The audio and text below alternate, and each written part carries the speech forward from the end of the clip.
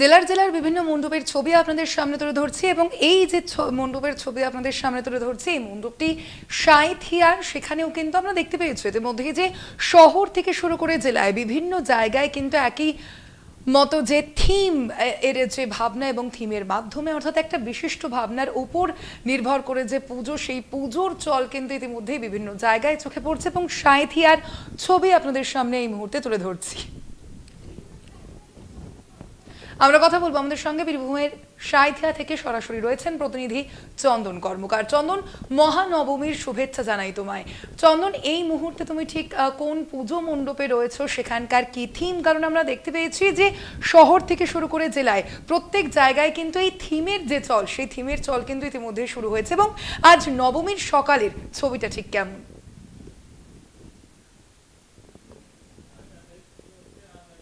তোমাকেও মহানবমীর শুভেচ্ছা জানানো হচ্ছে এবং কলকাতা টিভির সকল দর্শককেও মহানবমীর শুভেচ্ছা জানানো হচ্ছে। এই মুহূর্তে আমরা এসে উপস্থিত হয়েছি সাঁইথিয়ার যে জয়তু সুভাষ গোষ্ঠী ক্লাব, সেইখানে। এবারে তাদের থিম হচ্ছে বাঙালির দুর্গাপুজো।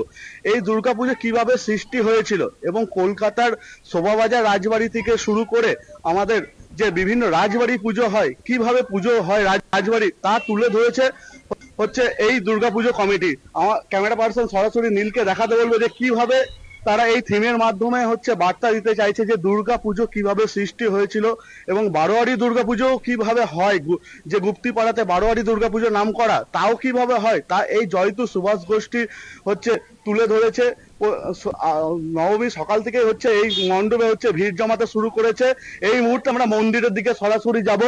মন্দিরে হচ্ছে নবমীর পুজো হচ্ছে, এরই সাথে সাথে হচ্ছে কুমারী পুজো শুরু হয়েছে এই জয়তু সুভাষ গোষ্ঠী দুর্গা মন্দিরে।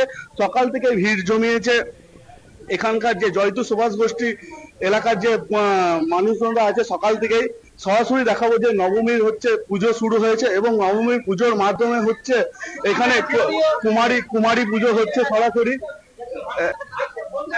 সরাসরি হচ্ছে দেখাবো যে কুমারী পুজো হচ্ছে আমাদের জয়তু সুভাষ গোষ্ঠীতে। কুমারী পুজোর মাধ্যমে হচ্ছে নবমী পুজো হচ্ছে এখানে দেখা,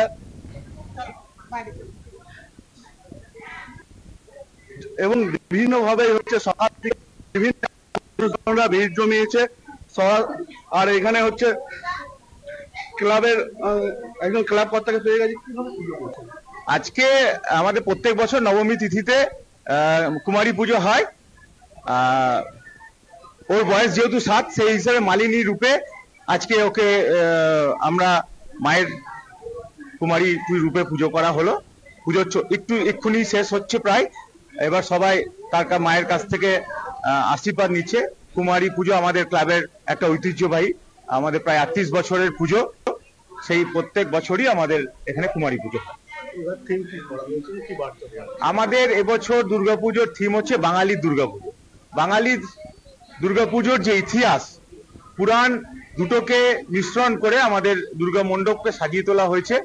বিশেষত বাঙালির দুর্গাপুজোর যে ইতিহাস আমরা দেখি, সেটা হচ্ছে খুব প্রাচীন। সেই পাল যুগ, সেন যুগ সময় প্রস্তর মূর্তিতে দেবী মহিষমর্দিনী রূপে পূজিত হতেন। তারপরে যদি আমরা ইতিহাস ঘাঁটি তাহলে দেখতে পাবো 1480 তাহেরপুরের রাজা কংসনায় দুর্গাপুজো করলেন, সেটাও আমরা এখানে বর্ণনা করেছি।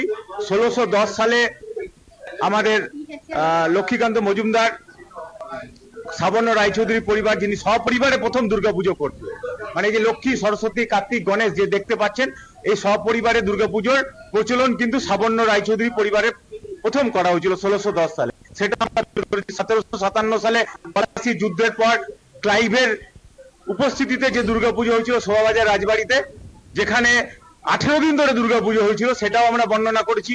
কৃষ্ণনগর রাজবাড়ি যারা দুর্গাপুজো বাংলায় প্রসার ঘটিয়েছেন বলা চলে, তারা শুধু দুর্গাপুজো করেছিলেন এই নয়, তার সেই সময় জমিদার এবং রাজাদেরকে উৎসাহিত করেছিলেন রাজা কৃষ্ণচন্দ্র। কারণ আপনারা সবাই জানেন যে দুর্গাপুজোর প্রচুর খরচ, প্রচুর উপকরণ লাগে। একেবারে তাই, অর্থাৎ বোঝাই যাচ্ছে মানুষদের পক্ষে সম্ভব ছিল না। সেটা বড়লোক বা জমিদারদের পক্ষে সেই ইতিহাস কিন্তু সম্পূর্ণভাবে ব্যাখ্যা করা হয়েছে এখানে। আপাতত ধন্যবাদ তুমি। আমরা কথা বলছিলাম, আমাদের সঙ্গে সরাসরি ছিলেন প্রতিনিধি চন্দন কর্মকার।